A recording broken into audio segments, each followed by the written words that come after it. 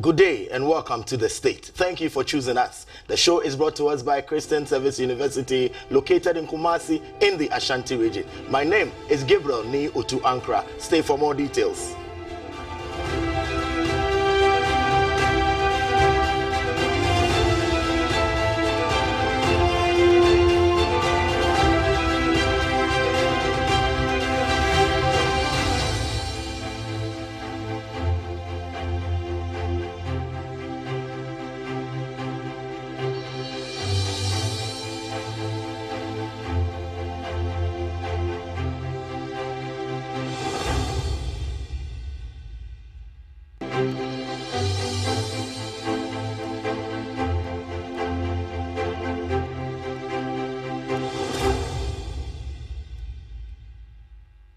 The Christian Service University, a fully chartered private university in Ghana, is inviting applications for admission. Undergraduate programs include BSc Nursing and Midwifery, Computer Science, Information Technology, Bachelor of Business Administration, BA Communication Studies, Planning and Social Development, and Theology with Administration. Postgraduate programs include MSc in Accounting and Finance, Monitoring and Evaluation, Corporate Planning and Governance. We have MA MPhil Communication Studies, MA Christian Ministry with Management, Event Management, MPhil English and Mathematics Education. With quality, faculty and state-of-the-art facilities, we blend academic work with entrepreneurial mindset in all our programs. For more information, please call 0246 275375, 0240 154825, or 0244 596603, or visit our website www.csuc.edu.gh. CSU is located at Odenaho Kwadaso on the Kumasi Obuasi Road, 100 meters off Star Junction. Choose CSU today to secure the future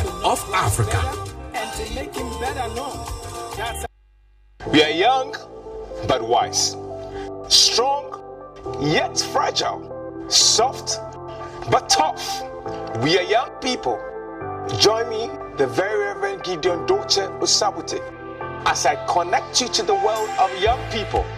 It's Why Connect, your new and exciting young people's program, right here on Westland Television.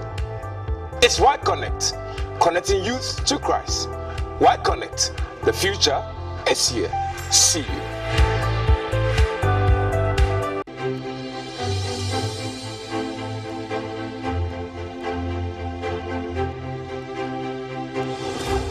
Welcome back. Let us settle for W Briefs. On W Briefs, all we do is to give you an executive summary of the topic for discussion for the day. We flesh out the issue so that you can join in the conversation. So, Ghana went to the polls on Saturday, December 7, 2024, to elect a president and 276 members of parliament who will take office on January 5th. January 7, 2025. So let me take it again. Ghana went to the polls on Saturday, December 7, 2024 to elect a president and 276 members of parliament. And these group of people will take office on January 7, 2025. The Electoral Commission is the independent body mandated to declare official results after the polls. And he has done that through the returning officer for the presidential election. That is the chairperson of the Electoral Commission, Madam Jane Adekwe Mensah.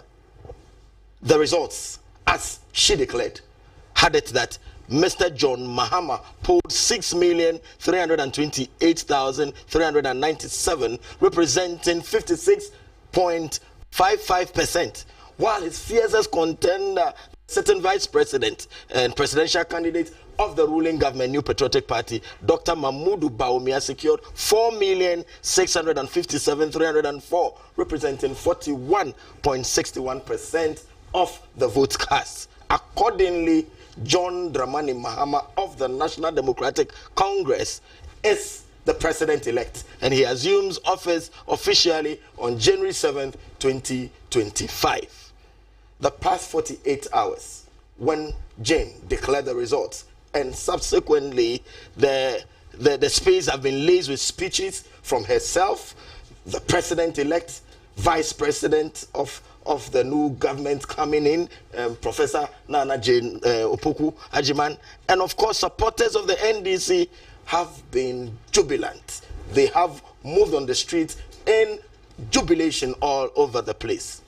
Many local and independent observers have described the polls or the elections as generally free, fair, peaceful, and successful.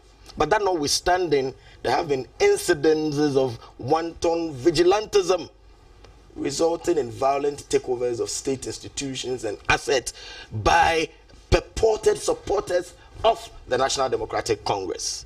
Thugs have gone on rampage. They've gone to the Ghana Gas Company. They've gone to Gapoha. It's even been reported that they've gone to the DC's premises in KGB. They've gone to VRE. They've gone to Passport Office. They are on rampage, taking over assets, even at Metro Mass Transport, just to mention a few. But thankfully, the police tells us that 106 of these thugs, these hooligans, have been arrested for various offenses across the country. Ghanaians have expressed disdain at this event where we have thugs all over the place and claiming to be taking over assets and things that belongs to the state. So they are claiming them and protecting them. And these post-election happenings, and they have called for the security to act. Many have called for the security to act. President-elect has also called on the security and its supporters to rather channel their energies into positive enterprise, to quote him, rather than what they are doing on the street, negative enterprise. Considering the tensions created by this negative post-election reactions, we ask, should Ghanaians be worried about the smooth transition of power? We will dig into the issue. Stay with me. I'll be back to introduce my guests.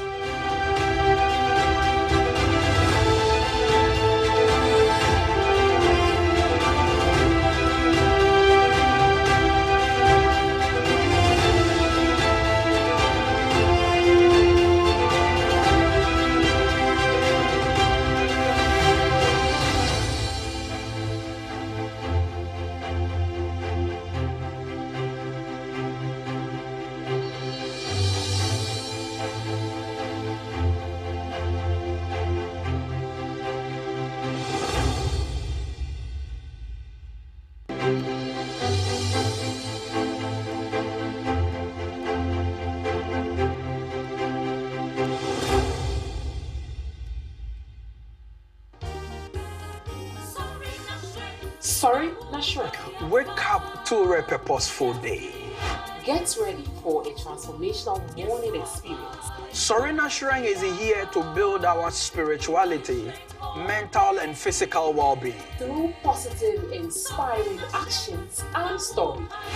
We bring you exciting activities and conversations that develop us as a people and as a nation.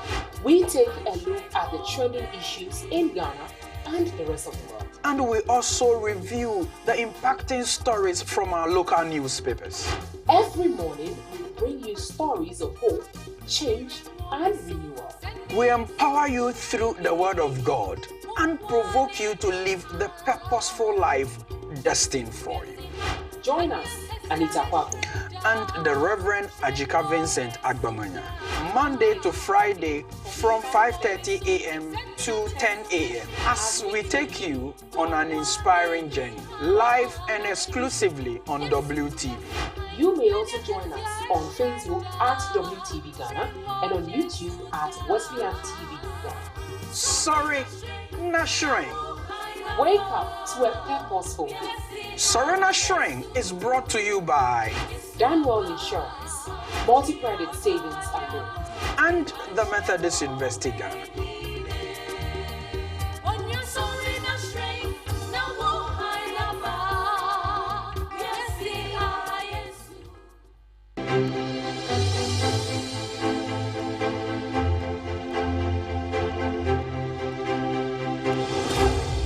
Welcome back. On the stage this afternoon, we are still looking at post-election 2024. We are analyzing this afternoon the outcome of the elections and matters arising. When we talk about matters arising, so many matters have arisen after the declaration by the Electoral Commissioner, Jean Mensah. And you Ghanaians are expressing disdain. Some of the matters that are coming out are positive, others are negative. We can say largely negative. This afternoon, that is what we are looking at. We're looking at matters arising post-election. The show is brought to us by Christian Service University. Christian Service is it's an evangelical liberal arts institution established 50 years ago to train men and women with ethical values for transformational leadership in Africa.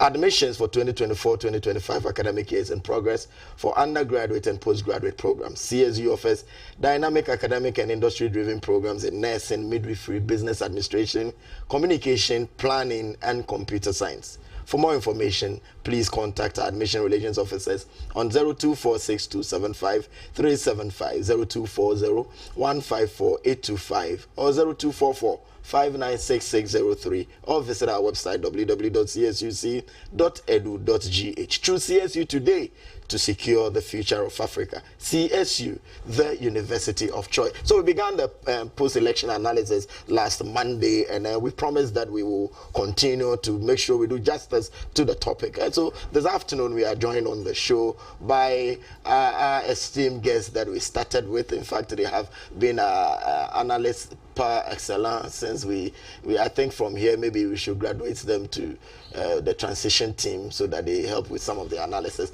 We have in the studio, he is the chairman of the Greater Accra Regional Peace Council, Right Reverend Samuel Kofi Osabote. Bishop, sir, welcome to the show. Thank you for having us. And Ni Amate is with the Communication Studies Department of the UPSA. He's a governance expert and political analyst, looking very political this afternoon. Gentlemen, you are welcome to the show this afternoon. Thank you. So let's start off. I am tempted not to ask what is the mood, because we all know the mood of the nation now. So transition. Are we okay? Are we impressed with where we have come so far post the declaration by the Electoral Commissioner? Yeah, Bishop, sir, if you can, yes. Well, let's recall what we have said that the Peace Council had been doing prior to these elections.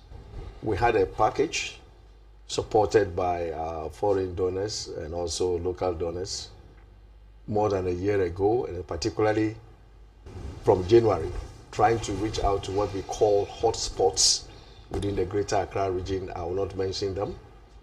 But the idea was to ensure that we engage the communities, the active political actors in terms of the parliamentary candidates, the security services, and we, the National Peace Council or the Regional Peace Councils, were supported by the National Commission on Civic Education, to educate the populace, including the voters, media personnel, to know how to comport ourselves, because the first mandate of the Peace Council, or the first objective, is to prevent conflict. So we have been doing that in terms of helping them to say, look, we are going to vote, they will be voting. But before the voting, let us build the capacities, our capacities, so that if something happens, we are able to control our emotions, we are able to know how to channel our grievances.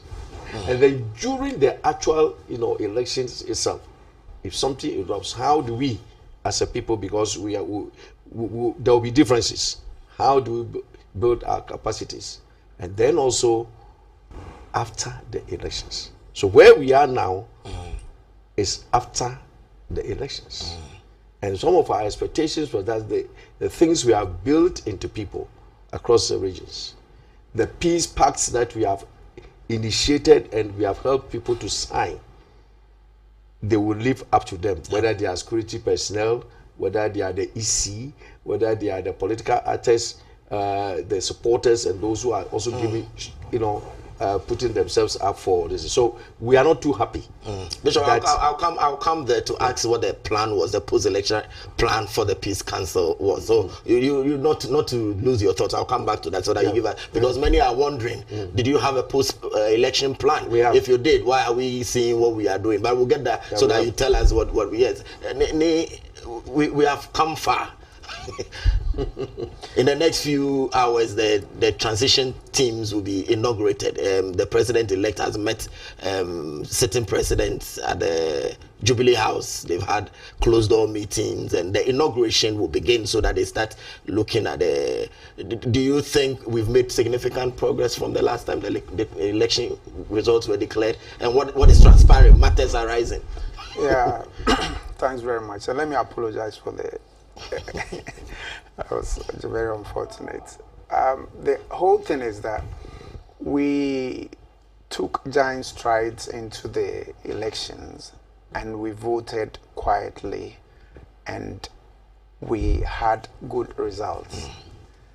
And just when we started getting the applause of the global viewers, we started messing our own selves up. Yeah. And it's amazing how people can take powers into their own hands and begin to misbehave. What you just mentioned, the transition team, it is one of the steps that would normally be taken in order to have a smooth handover to the incoming administration from the current. And one of the reasons we do that is for us to, I mean, people prepare handing over notes. And for me, I was looking out for the situation where John Mahama will meet Nana Addo, and then Bawumia would also meet Mahama. And we see whether what names they called one another would play out again. And although you might look at it as something insignificant, it is one of the things that people look out for.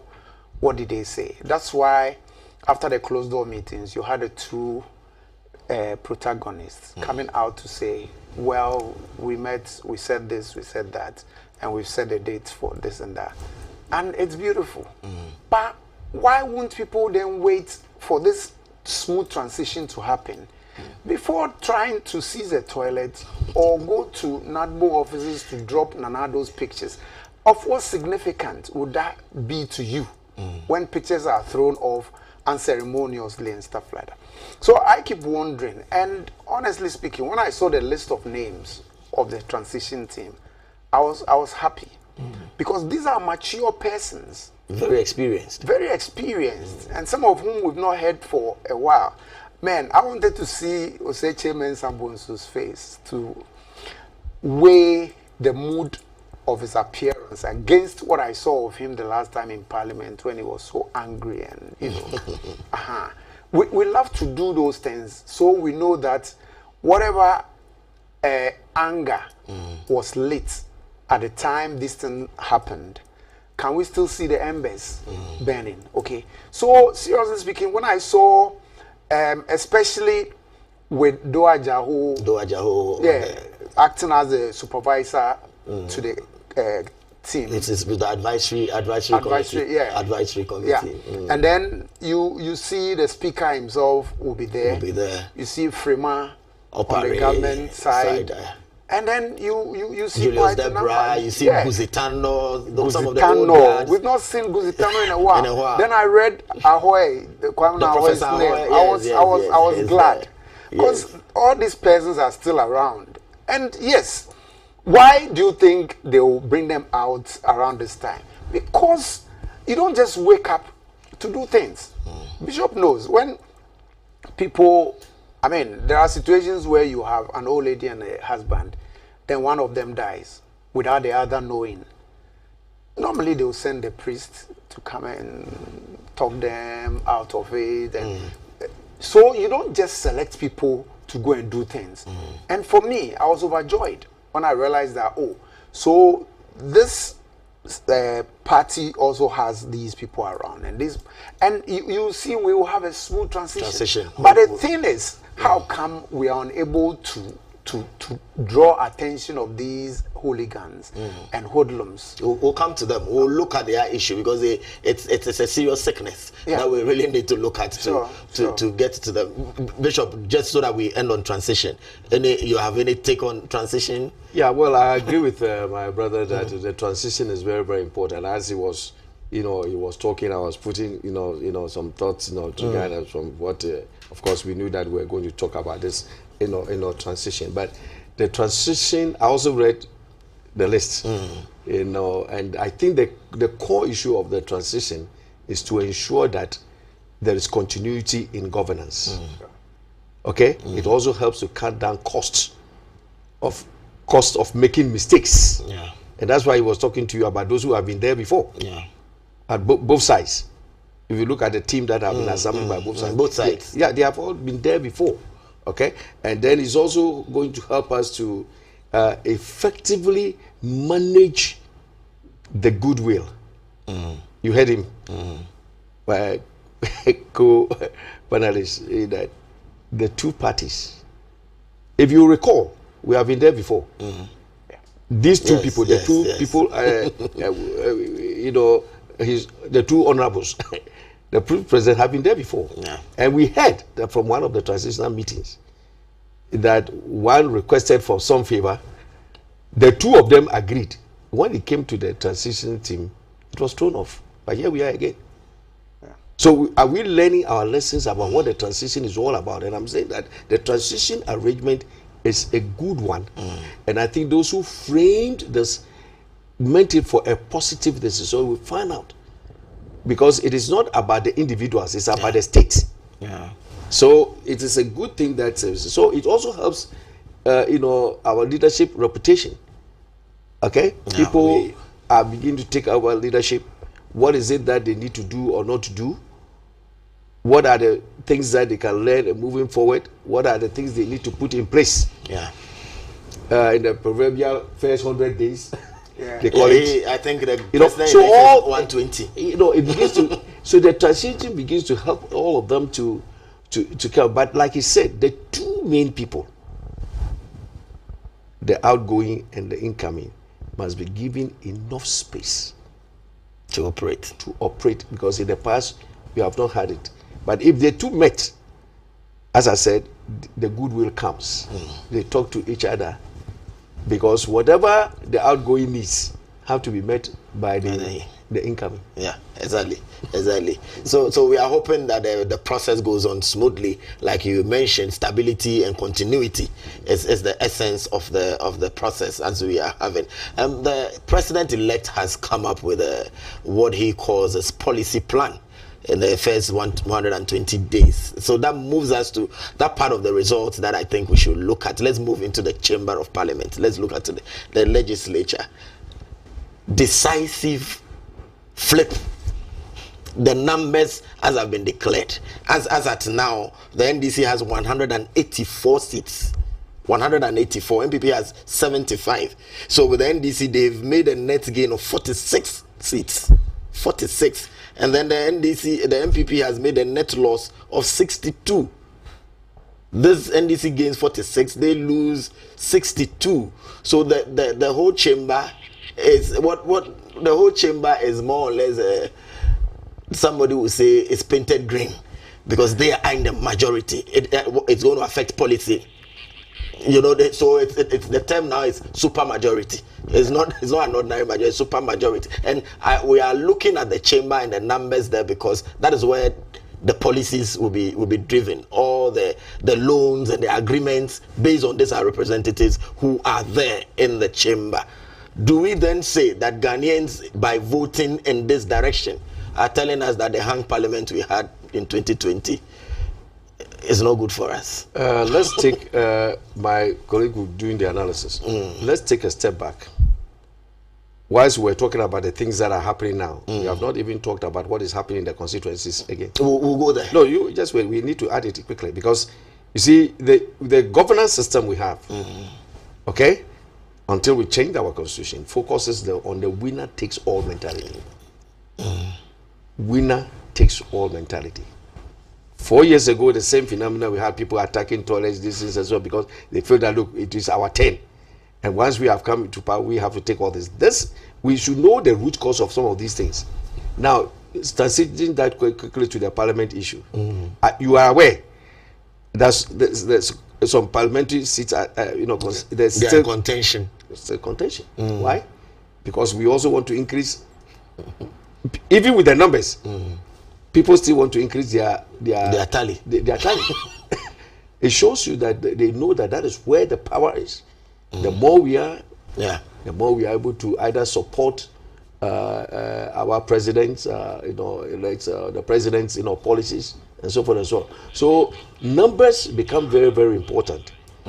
We have experienced the hung parliament, and we have realized that whether it is good or bad, it created some kind of governance and administrative problems for us as a nation. So maybe now this time round we are saying, look, let's ensure that whoever wins the election as a president also has the a majority members of parliament.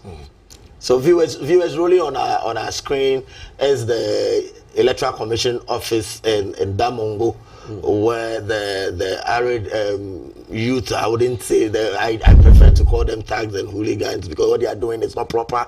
Have touched the building, and voting materials were just flying on the floor, and they just set a whole building on fire. Just go and collect pink sheet results, and it turns out this way. It turns out this way. Amate, so it tells you that Parliament or the legislature is a place where the voter is very concerned about who goes there to represent them, and the numbers now. Well, I think we've tried almost everything, and the last parliament or the current parliament shows that it is a balanced parliament, and Ghanaians expected to see how their representatives will maneuver in such an instance, but they couldn't handle it. Yeah, we have had situations where each of the two main actors had the majority, and they couldn't handle it. So now we presented them with a balanced parliament, and they messed up so badly. Look, when you have such a thing like a hung parliament or a balanced parliament or whatever, you expect to see people join, people making inroads into enemy camp, opposition camps, people, doing diplomacy, people asking. So you all you see is you realize that this is the thing you've been put in, and as to whether you are opponents or not, we expect you to do business for Ghanaians, but they were unable to do it. Look at the last stages of this current parliament. So it means it was building up. It was building up. Yeah. It was something that was hidden, as you were saying, and we did not know. Yeah, and it surfaced. Sure. Suddenly, as you say, it surfaced. You see, if we were playing the ostrich, and if all was well, until this last minute, we realized, instead of if you like seeking for consensus, compromises here and there. What was the whole thing about? Yeah, this whole thing that ended. So, but it shows you that something was,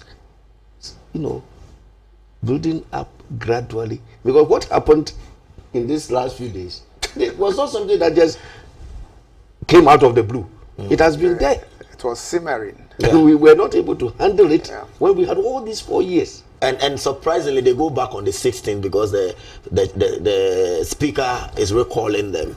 They said they will go to 16th. They go. I'm wondering what the picture will be like in Parliament, because they were in court, they were back and forth, who sits here, who sits there.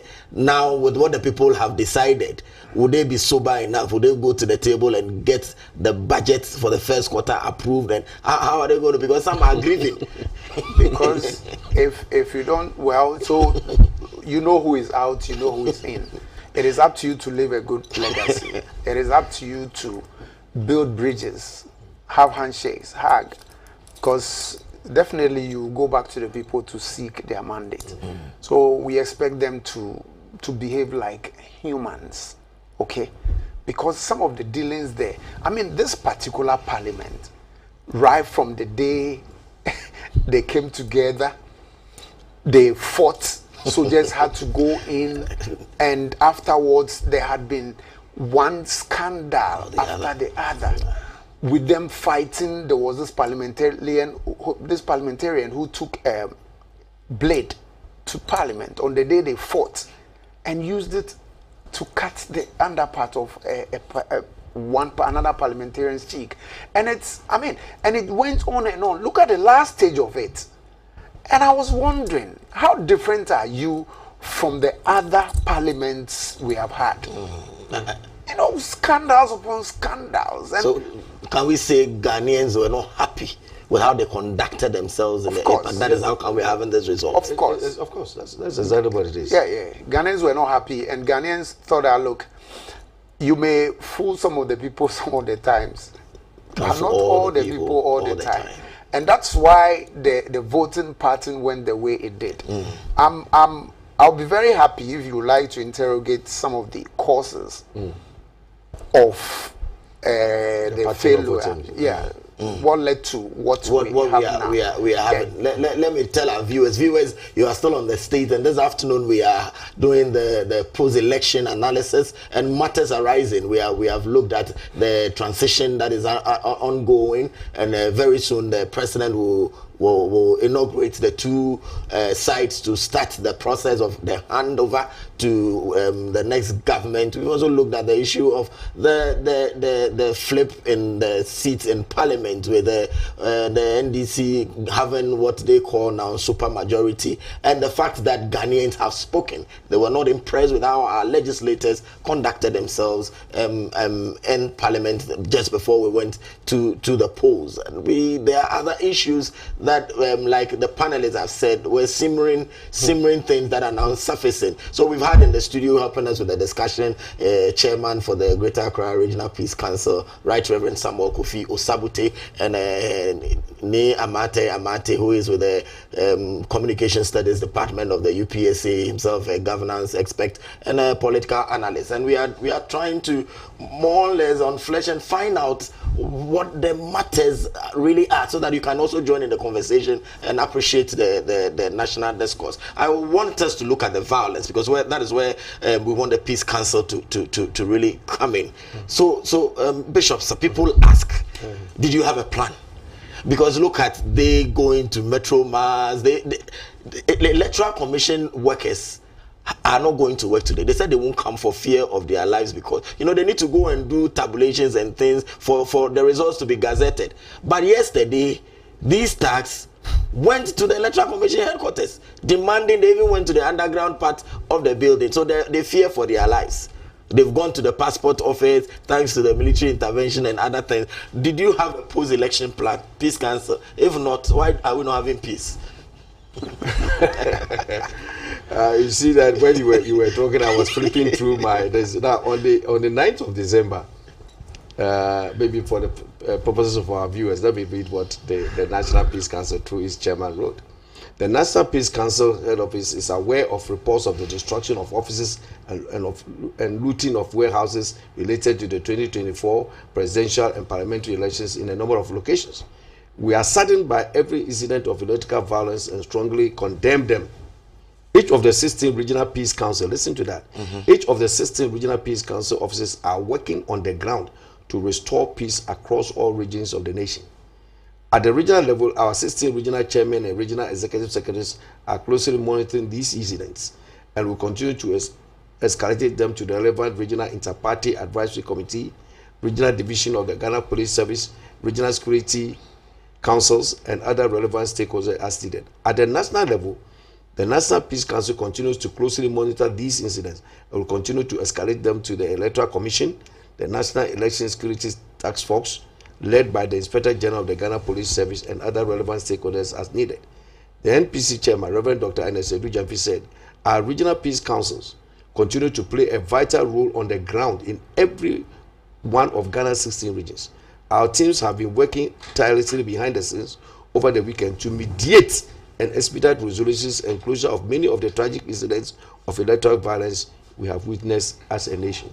So you see, even today, I keep on saying that because we are on set, we don't want to mention areas. Today, even in the Greater Accra region, our team have moved to a particular area. The Peace Council is there to prevent. I said, as part of the training, we also train people we call early warning, signs, we call them, people who tell us what is going to happen. Okay, so we are working on the ground. When you are doing negotiation, mediation, you don't begin to speak to the public. Okay, you go down and meet the people on the ground. And it's not everything you go today, you go to speak to the people, then tomorrow you are on air, everybody's asking the Peace Council, come and hold. We don't hold press conferences. We are doing the work on the ground. Okay, and helping people, to deal with their differences. All the violences are coming as a result of different issues. So it is only when you get to the people that you'll be able to do it. And that is what the Peace Council has been doing. We don't call press conferences. Otherwise, every morning we have to call a press conference. But the people are on the ground. So viewers, the Peace Council is on top of its game.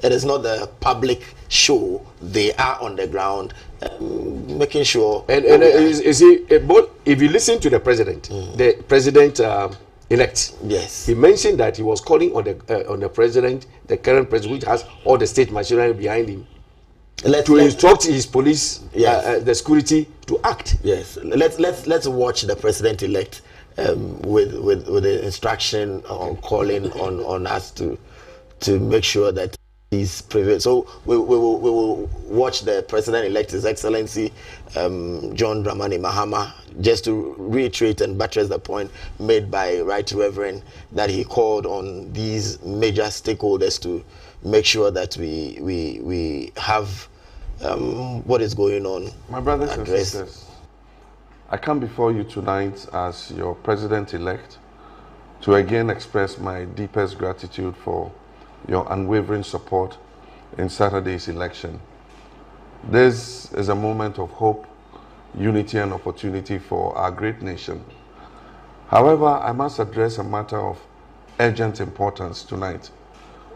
Transitions from one administration to another create the impression of a vacuum of power, and certain people are easily compelled to act in their own parochial interest instead of the national interest. I've received reports of attacks on state offices and installations. While it's unclear who is behind these attacks, I condemn them in no uncertain terms. These acts must cease immediately. As I said during my post-declaration speech, I urge the youth not to vent their frustration in criminal enterprise. Instead, they must channel their anger and frustration into the positive enterprise of resetting and rebuilding our beloved nation. I urge all our citizens to remain calm and avoid actions that could harm our institutions and our democracy. We have fought hard for change, and now is the time to demonstrate our commitment to rebuilding the Ghana we want through unity and understanding. Because state power is still in the hands of the present administration, I call on the President and the security agencies to act decisively to curb the ongoing acts of lawlessness immediately. So that was the president-elect, His Excellency John Dramani Mahama, addressing a pertinent issue, calling on the president and the security agencies to take decisive decision on what is going on. People taking the law into their hands and looting and destroying state properties and assets, what have you. So it is not a pleasant thing, and we are all not excited. And thankfully, the Peace Council is doing its background work to just make sure we have peace. Nyamate, let me take your thoughts on this. We'll take your thoughts on the security response so far.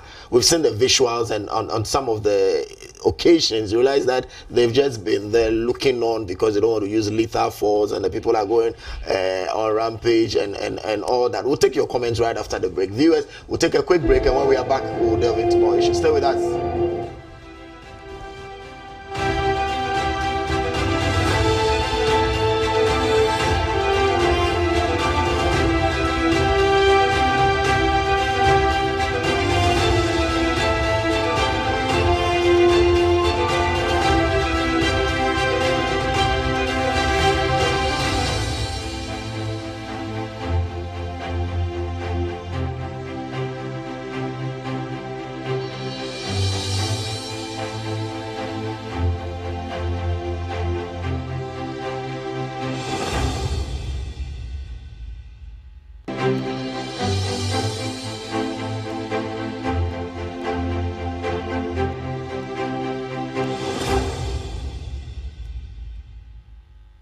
The Christian Service University, a fully chartered private university in Ghana, is inviting applications for admission. Undergraduate programs include BSc Nursing and Midwifery, Computer Science, Information Technology, Bachelor of Business Administration, BA Communication Studies, Planning and Social Development, and Theology with Administration. Postgraduate programs include MSc in Accounting and Finance, Monitoring and Evaluation, Corporate Planning and Governance. We have MA MPhil Communication Studies, MA Christian Ministry with Management, Event Management, MPhil English and Mathematics Education. With quality, faculty and state-of-the-art facilities, we blend academic work with entrepreneurial mindset in all our programs. For more information, please call 0246 275375, 0240 154825, or 0244 596603, or visit our website www.csuc.edu.gh. CSU is located at Odeneho Kwadaso on the Kumasi Obuasi Road, 100 meters off Star Junction.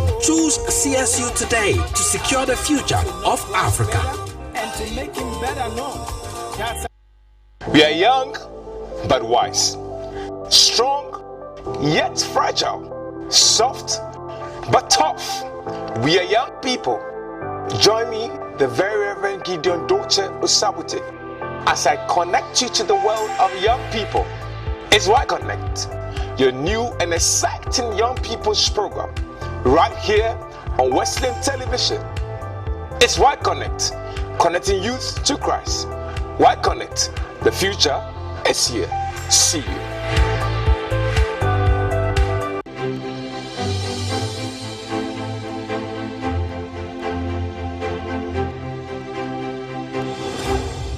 Welcome back. On the state this afternoon, we are still doing analysis of the elections that was held on December 7th. We are looking at matters arising, and we are in the studio with the chairman of the Greater Ankrah Regional Peace Council, Right Reverend Samuel Kofi Osabutte, and then 𝗟𝗜𝗩𝗘, who is with the Communication Studies Department of UPSA, political analyst, governance expert. We have been looking at the matters that are arising. We just heard the president-elect more or less, should I say, instruct or appeal to the president and the security forces to take decisive action on the vandalism and looting and what is going on around by people claiming to protect state assets and taking what is theirs. Gentlemen, let's come back to the studio. I was asking you the security's response to it. Are they that helpless? Did they not have a plan post-election? You could tell the police is doing very well, but how did we get here? If you cast your mind back 8 years ago, there was this policeman who was beaten by NPP thugs at the Jubilee House.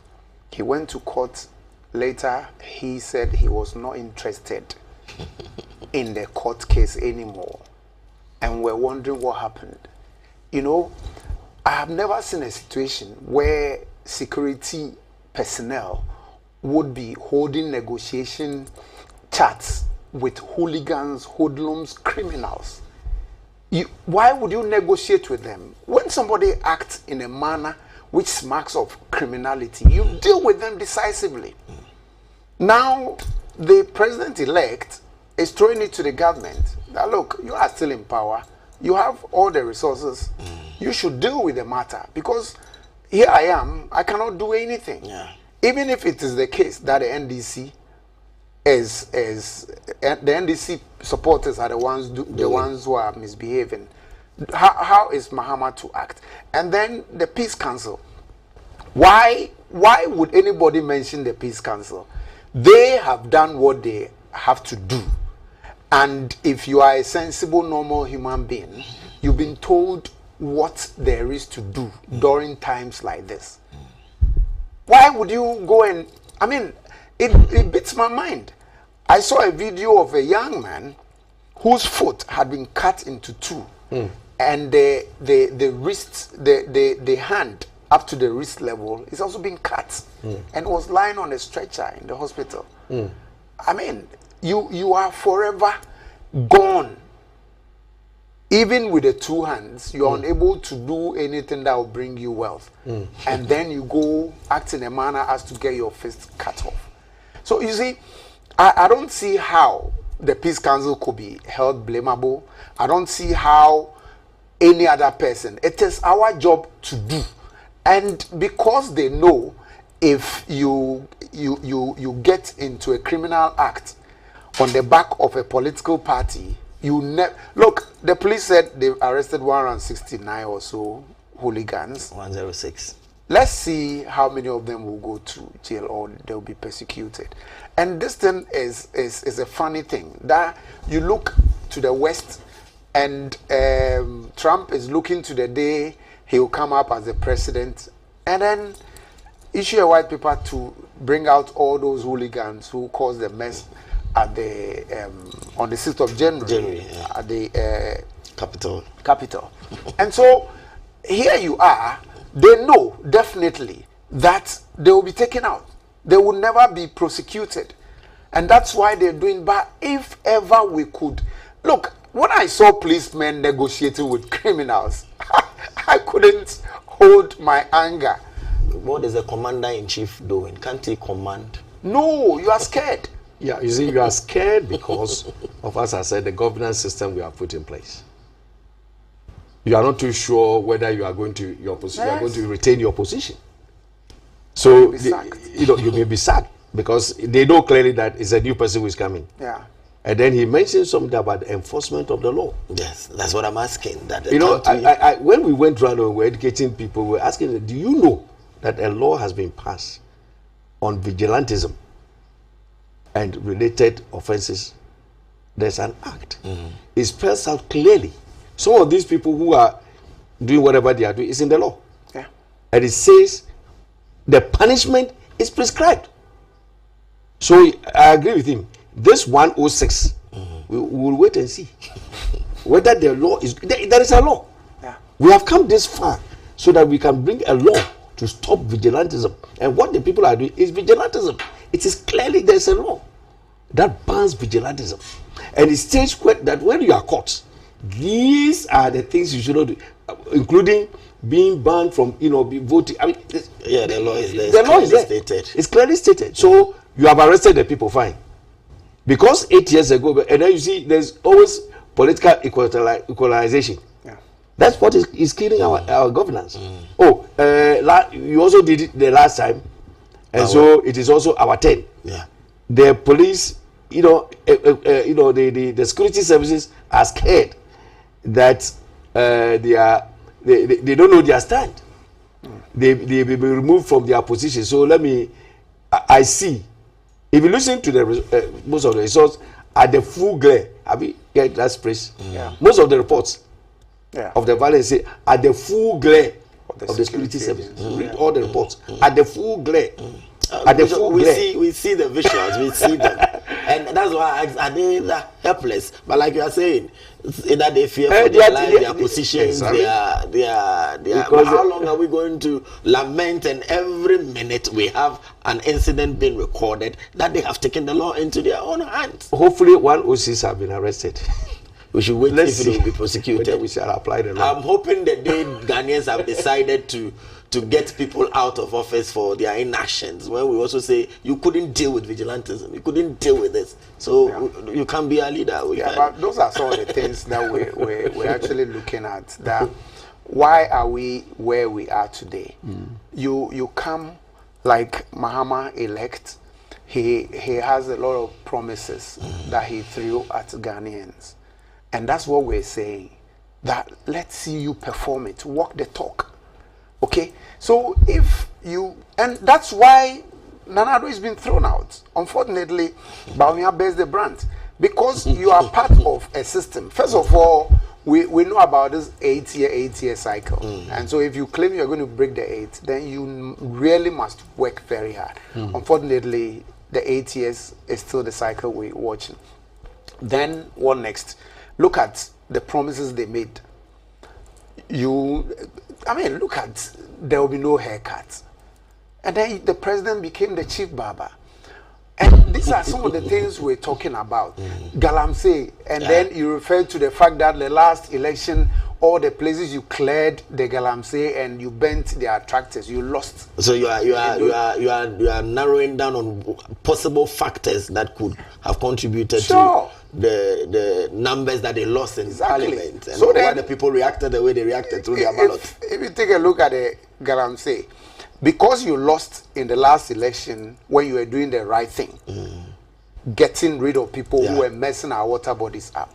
Today, you decide not to react because of your parochial interest. You want to win an election, so you've allowed a few people to harm the totality of the Ghanaian peoples because you want to win an election. So they can go on to mess our water bodies. They can go on to use cyanide in everything that they do. They can go on to harm unborn babies. So that you win an election, and then what? So Ghanaians have told them that this is not the kind of leadership we want. And then Napo should be told he should learn how to talk. Look, on the day... You are still getting at the voters' mind. Those are the things, because if you don't know how to talk, look, on the day of his investiture, when he accepted to be the running mate of Bawumia, the Kwame Nkrumah statement. Look at the cloud of dust that he blew into our faces. So he contributed to... Exactly, and there's a joke that Bawumia struggles to win 10 people to the party, and now Napo does so well to sack 6. Okay? So it's much ado about nothing. You go struggle to win souls to your side, and then your vice. They said they've not lost the battle. They will regroup, regather, and come back. So everybody who loses, I like the fact of it. And indeed, the vice gave a very mature speech. The same way the president. Yes, and then I think the vice president Jane also. Jane was advocating the feminine side. She's opened the door, and so every young lady everywhere must know that it is possible. No, I don't want to use that phrase. That they could make it through hard work. The same thing. It is possible. It is possible to. So we're having young women come to Parliament. Where I think she said she's going to keep the door open for the women. Not only she will keep it open for more women to come in. And I think it's meant. What it meant is it is about mentoring, and mentoring can be direct or indirect because people look up to you. From what you're doing, and you become a role model, and then we'll get more of her type. And we'll get more of her type, into the. So let's pray that as they conduct themselves, you see what if you listen to Mahama also, he mentioned to his own people that what has happened. Yes, we have the majority. We have the historic, victory. But it also places a responsibility on us. Huge responsibility. And on that, because people are highly expecting. The expectations are high. Because you were talking about expectations. Yes. So let's zoom into expectation. What do we expect of the next government as they come in? Well, the next government has already rolled out his own plan that will do this within 100 days, or within 120 days. We'll do this for me, it's not about what you do. It's about carrying out in a responsible way what you think you need to do for the totality of the Ghanaian, so that it doesn't matter who I am. I shouldn't know somebody anywhere before I could be granted an interview for a job. I should be able to walk to the hospital knowing very well that my NHIS card can grant me access to some facilities, etc. I should be able to say that Ghana is such a nice place. I should be able to invite friends over to Ghana. I shouldn't be scared when I'm walking the streets of Accra. Situations bring up horrendous matters when you're walking, even around circle around this time. You hide your phone, you know, and it's becoming too bad. And we want the place to be a fair playground for everybody to enjoy the facilities. Let me not go knocking on somebody's door who knows somebody before somebody can grant me access. No. So we expect them to walk be the fair. Yeah, they should be fair to every Ghanaian. Bishop, your expectation? My expectation is that the first expectation is that the government has a huge tax to reunite the country. That's the first thing. And secondly, to reorganize the economy in the way that it is. From the way that it is now. Again, we are expecting that they will learn from the lessons of the past. What are the real issues that people are asking for? What really brought them to power? They should be able to know that and to be able to get it. One of the challenges that we observed with the previous government, and I'm very cautious, let's say the exiting government, was the posture of some of the government appointees. Posturing. That's okay? Yeah. Some of them. Yeah. Posturing. You are calling your MP, he doesn't pick up. You go to a place, he was saying that you want a minister of state to do, he's being paid, that is the reason the person is there. You're asking for this information, and I'm on set, people are listening to us, we don't want to read the things that some of us have to go through. For people who have been appointed as ministers to minister to us. As a faith person, let me say that I was surprised when I read Ezra chapter 7 as part of my devotion. Devotion this month, for verse 11 going, and was talking about a transitional arrangement. And I told myself, this is one of the expectations. When they were putting up the temple, one government came in and decided that the temple should, the building project should stop because of false information and all that. Viewers, if you have the opportunity, read Ezra chapter 7, 11 following. But that's, as a faith person, that's how I want to end. And they went through the records and realized that this is what we had all said we were going to do. I want to plead with the incoming government that they must also look into the past of the country. There may be certain positive things that should be continued to be done for us as a nation. We are building a nation, not a party. We are building a nation, not a party. We are building so a nation. Whatever is good in the past, they should try to move it forward. And let's have nation building, not party building. Let's have nation building and not party building. Thank you very much, gentlemen. So you just heard from the chairman of the Greater Accra Regional Peace Council, Right Reverend Samuel Kofi Sabute. Also with us in the studio has been Nia-Martha Amate, who is with the Communication Studies Department of the UPSA, governance expert, political analyst. As we looked at the matters arising out of the elections that was held December 7th, we've done analysis of it, and we are happy and glad that you could join us in the conversation. Nelson Mandela once said that vigilantism, it's the cancer that eats away the fabric of society. It is a threat to the rule of law. Let us stop it. The transition can go on smoothly. We'll have a new government. We are expectant. Let us build a Ghana that we'll all be proud of. We are back on Friday on your set. Please keep the conversation going. My name is Gabriel to Ankrah. Goodbye.